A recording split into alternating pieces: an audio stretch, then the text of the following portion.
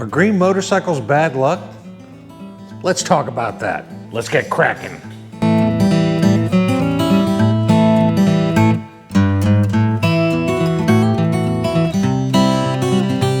Way back a long time ago when I bought my first Road King Classic, it was beautiful. It was a forest green two-tone and the second color was black.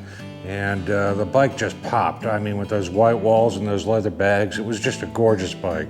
I'm proud of it. I bring it to work, and one of my customers came in who was an old school biker. He took one look at it and he said, "Man, that's bad luck." I said, "What are you talking about?" And he said, "Green bikes are bad luck. You shouldn't have bought a green." So I blew it off and thought, well, this guy's full of crap. And did some research on it, and it has always kind of lingered back in my mind with that conversation with Steve, that old school biker. He loved Fat Boys, by the way. He always ordered a black one, and that's all he ever rode. But I never forgot those comments to this day after all this time. So we're going to dive into it, the mystery and the superstition of are green bikes bad luck, and where did it come from? Superstitions, whether they're meant to bring good luck or bad, there are a lot of them out there. Letting a black cat cross your path is considered bad luck. Finding a penny and picking it up is considered good luck. Opening an umbrella indoors, walking under an open ladder, breaking a mirror, all equal bad luck. Knocking on wood, carrying a rabbit's foot, blowing out candles on the birthday cake, all equal good luck. When it comes to motorcycles, Harley Davidsons in particular, there's one superstition that outrides them all, the color green. Green being an unlucky color. It's a very well-known superstition in the Harley world.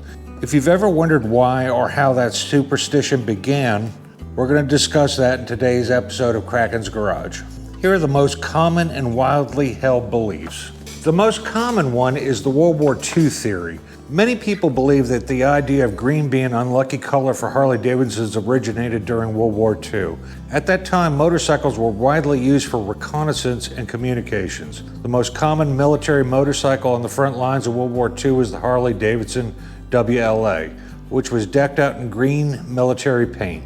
The purpose of these bikes and their riders was to deliver important messages between bases and camps. It is said that once the German snipers discovered this mission, they would make it a specific point to target green motorcycles, making the riders sitting duck. That I get. I guarantee you that happened, and that's probably the very origins of this superstition that kind of lingers a little bit in the old timers today. Harley Davidson after the war, another rumored reason for the unlucky green superstition is that those World War II era bikes, having recently returned from the front lines, were then refurbished and sold for domestic use. Given the wear and tear they received during the war, the condition of these motorcycles probably wasn't top-notch. It was reported that those bikes, still painted in their original green, were so worn out they easily broke down and often ran into mechanical issues. To this day, there are many riders that will not purchase or even get on a green motorcycle for fear of bad luck may strike them as well.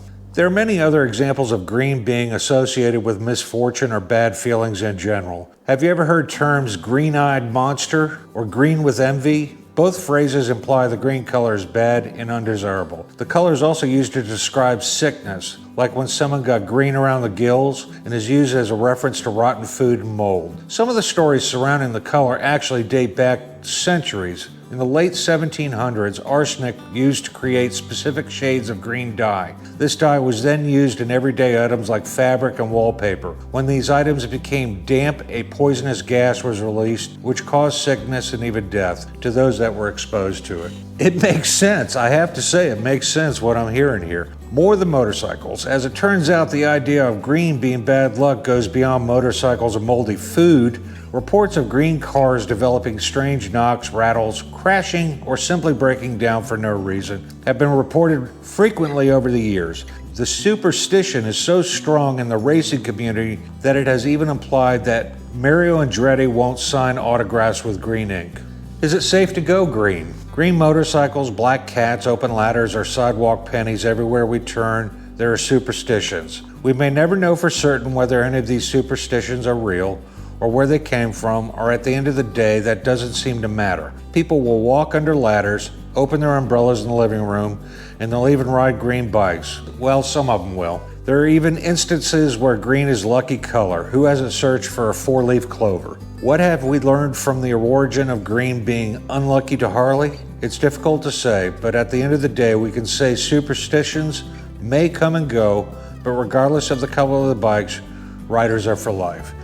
So I presently own a green bike. My Benelli TNT 135 is green. I own that Harley Road King Classic that was forest green and black, and never had a moment's problem in that bike. I put 75,000 miles on that bike, I want to say. Never a moment's problem. I had a broken clutch cable on it. That was about it.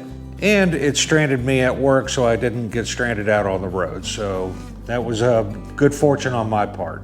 Other bikes I have bought, I'm wearing my Moto Guzzi shirt, and that's what made me kind of think of this topic today. I bought a lightly used Moto Guzzi Grigio in the Tenny edition, which was a green with white stripes, and that goes back to their heritage and maybe a topic for another discussion some other time. That bike was double hex because there's another superstition that I haven't brought up, but you should never buy a dead man's bike, and it's considered very much bad luck. Well, this guy, how he passed away, he was out in Seattle, Washington. I bought it from Moto International, who was the premier Moto Guzzi dealer in the United States. Dave over there is legendary. And unfortunately, it went under new owners, and Dave quit, and the place went out of business. So that's sad news to the Moto Guzzi community. I talked to Dave on the phone and asked what the problem was with the original owner, and he had terminal cancer. And he was after the man. The man was going to die in the very near future, and he could still just barely ride a motorcycle, and his family urged him to buy what he always wanted, and he always wanted that Tenny edition Moto Guzzi Grigio. And the bike had under 1,000 miles when I bought it from Moto International. And I had it shipped back here to Virginia, and I enjoyed that bike immensely. It was just a wonderful bike. Another V-twin, the opposed V-twin, for those of you that don't know Moto Guzzis. And the funny thing about that story that I'm sharing with you is when I got the bike, and it's in my garage, and I'm all excited to go for my first ride on it, I couldn't do it.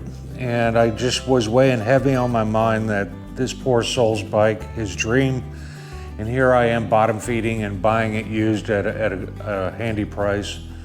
That was almost brand new, and it took me about a month to get over it. And I talked to some of my friends about this issue, and they said, "Oh, Eric, you're being silly, knock it off."